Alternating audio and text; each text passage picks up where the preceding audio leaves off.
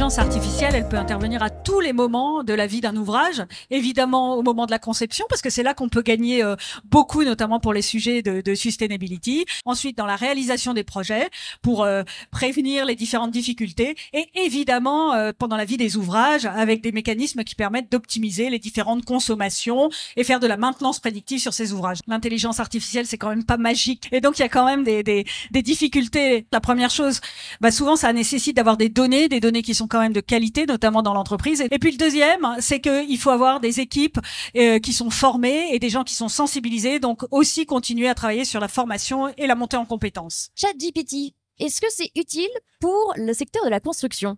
Est-ce qu'on doit s'en servir? ChatGPT, c'est pas est-ce qu'il faut s'en servir. De toute façon, les gens s'en serviront quoi qu'il arrive. Après, il y a quelques quand même points d'attention et je pense qu'il faut quand même les mentionner.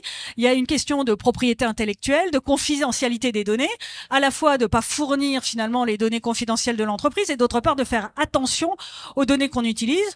Le deuxième point, c'est la véracité de l'information. Ça génère du contenu, un contenu qui est tout à fait plausible, mais qui peut être aussi complètement faux. Et le dernier point, c'est qu'il faut faire attention sur la finalité du traitement, parce qu'il y a évidemment des finalités qui sont inacceptables. C'est pour ça qu'il faut que dans l'entreprise, on mette en place des règles de gestion, des règles du jeu. Il faut surtout pas interdire, mais il faut encadrer.